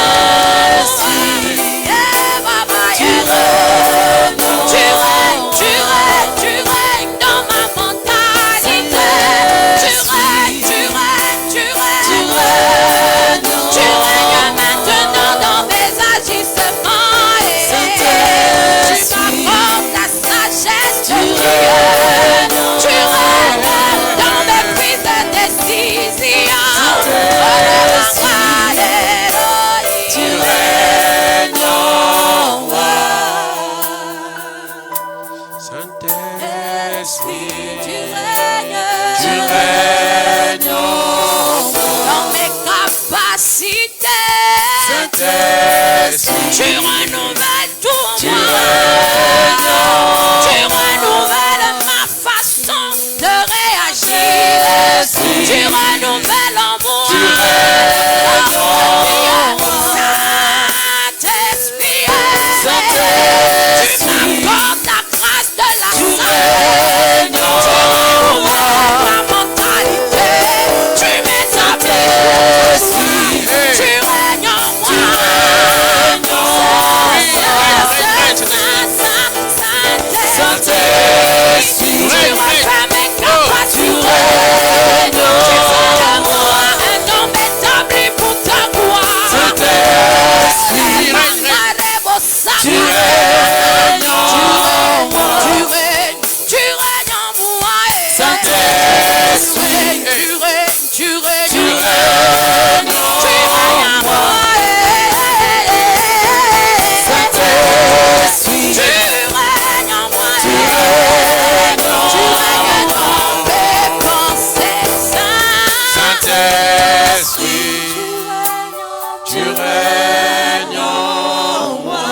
Tu élèves les mains maintenant, mon frère, ma soeur.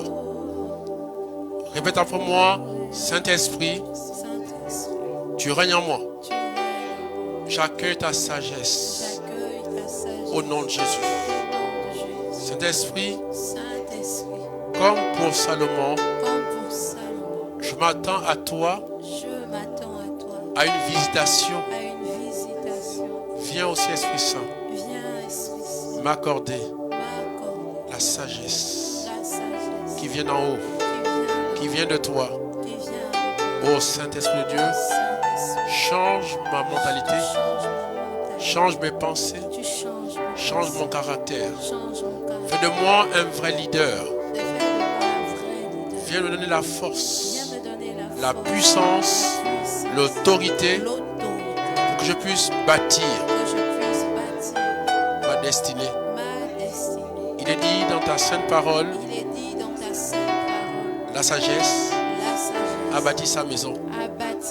Il est temps aussi pour moi, au nom de Jésus, que je bâtisse ma destinée.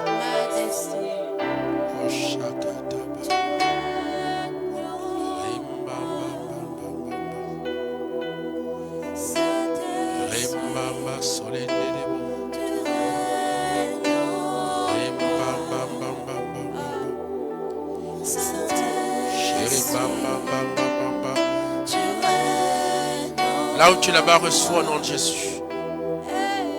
Reçois. Reçois, crois et reçois.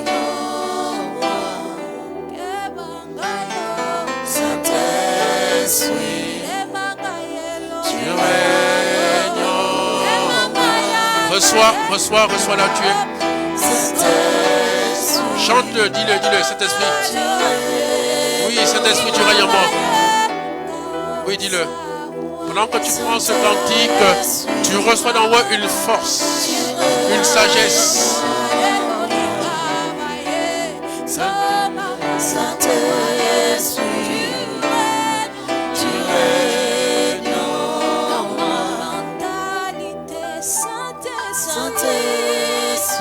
J'aimerais que là, toi qui es là-bas, tu crois que quelle que soit la distance, quel que soit le moyen utilisé aujourd'hui, c'est la même chose comme si tu avais été là. Tu reçois maintenant la force d'en haut, le Saint-Esprit, l'Esprit de Yahvé Shammah, Dieu présent. Dieu, pendant que je te parle, est maintenant là où tu es. Il envahit ton espace. Il envahit ton cœur. Il envahit tes pensées. Il envahit maintenant tout ton être. Reçois au nom de Jésus maintenant. Reçois. Tu as besoin de cette sagesse. Reçois. Crois, reçois. Reçois. C'est pour toi. Reçois au nom de Jésus. Crois, reçois. Lève les mains, reçois.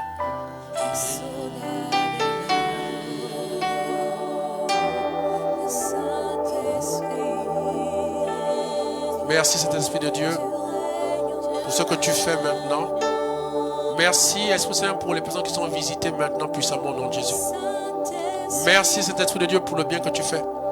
Pour ceux qui ressentent maintenant, Seigneur, Esprit Saint, cette fraîcheur, cette chaleur, cet courant électrique maintenant sur eux. Ceux qui commencent à recevoir le parler en langue, Esprit Saint.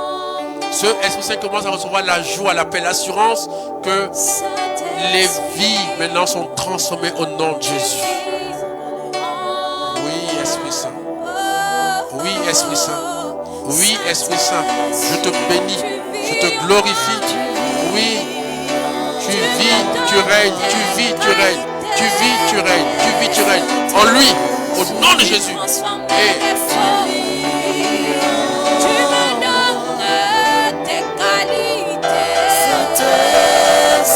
tu vis en moi.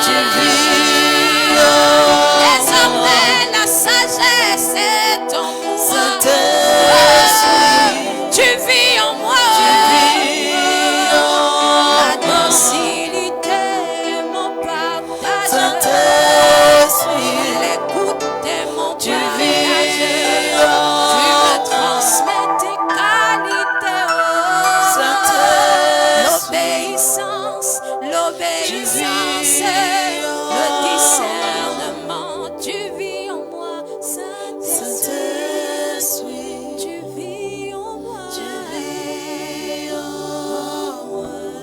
merci Saint-Esprit de Dieu. Merci Saint-Esprit de Dieu. Merci Saint-Esprit de Dieu. Merci Saint-Esprit de Dieu. Merci Saint-Esprit de Dieu. C'est au nom de Jésus que nous avons prié. Amen.